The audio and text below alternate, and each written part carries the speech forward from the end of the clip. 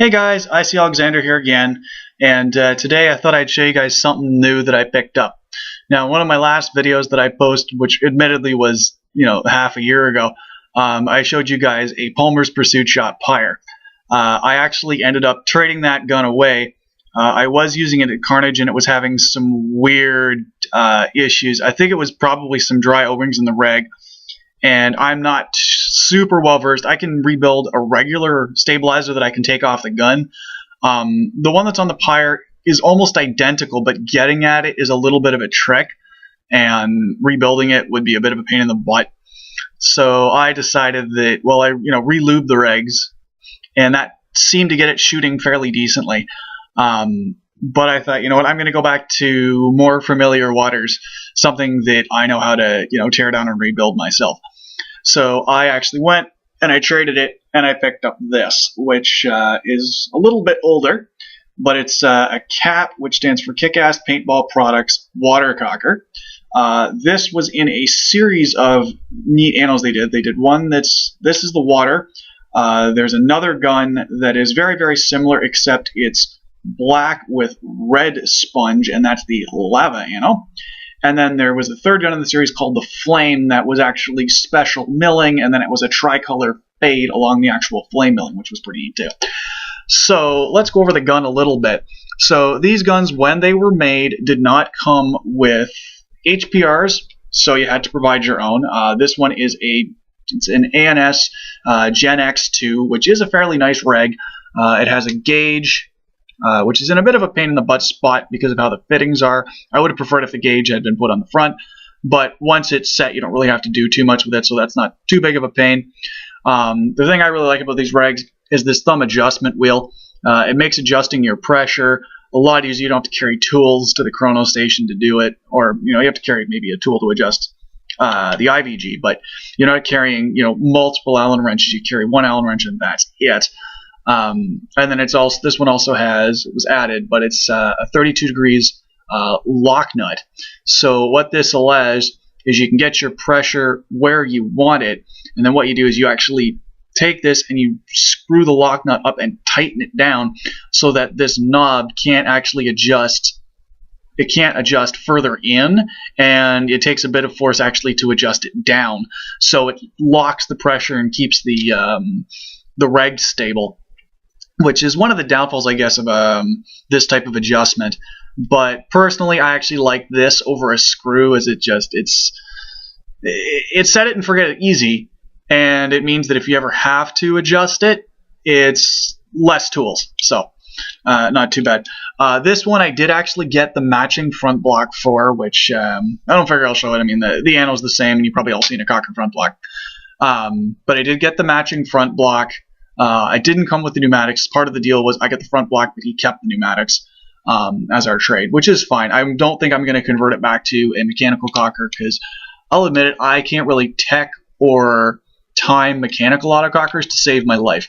I know the theory of it, but can I do it in practice? Not really. With that said, in a pump configuration, well, it's not a big deal. So it's got your standard, your standard stuff everyone puts on. So it's got your CCM pump kit. It is drilled, the pump arm rather, for the AT. I don't know if you can see it, probably can't. I could get a GAT Products auto trigger that will work, but I don't know if I'll bother, as I rarely used auto trigger when I had it on my reflex. And then it's got all CCM lower tube, matching beaver tail. It's got an NDZ on-off that he threw in. It's a little beat up, but it does the job. I may swap it for a CCM just because the CCMs actually bleed off the air and bleed off the pressure, whereas I don't think this is a bleeding ASA, so but I guess we'll have to see when time will tell. It does also have the matching barrel front, which is kind of nice. The only thing I'm not a big fan of is that die ultralights like this one are a 688 bore. So here, I'll just show you. 688. If you look at the back of the bore, well, that is one absolutely freakishly huge bore. So, what I'm thinking is one of a few options. I could just have this as a display barrel, and then I'll run my gold with purple back CCM kit, which will probably look a little weird, but for play, it probably would be the best option. If I did want to keep it all matchy-matchy and keep it sort of retro neat, I could run basically with having this one with wedgets, or I could run the tape detent mod or nail polish or whatever I really wanted to do. I don't know, I may try the nail polish wedgets trick, as that does seem to work pretty well on older barrels. You do have to reapply it from time to time, but it does the job fairly well. So I may do that, the nail polish widgets trick on this barrel. Other thing I thought about was having it send out to get freaked, but I don't know if that'll work, and I'd rather not risk the front getting all screwed up because you have to actually lock the whole barrel in a vise on the CNC machine to get the boring tool down it. So I'll have to think about what I really want to do with this gun. With that said, I said it is pretty neat. It's a neat piece. I've never actually owned one of the more unique waters. Or there's the other sister guns, the Lava, which is the same gun except this splash part, where if you can see there's black underneath it. Well, instead of this splash being blue, the Lava is red, which looks really cool. Or there's another gun called the Flame, which was a clear anode, and then it had a milling, and then they did a tricolor fade over the flames themselves, which is a neat thing too, and you don't see too many of those pop up. But that was the three color series that KAPP did way back when. I think these were made in, I think it was 99, maybe early 2000, but I can't be completely sure on that. Anyways, so here you go. This is the KAPP Water auto talker that has been converted into a sniper using CCM and a few other parts. If you guys have questions or comments, or there's a gun that I have. And I've got my 98, I've got my GOG Enemy, got my mag pistol, I got a few other guns. If there's a gun that you guys would like to see me review, or there's a particular paintball product that I have, I've done a video on that you'd like me to do sort of an updated review on, don't hesitate to contact me if you got questions or comments. Go for that too.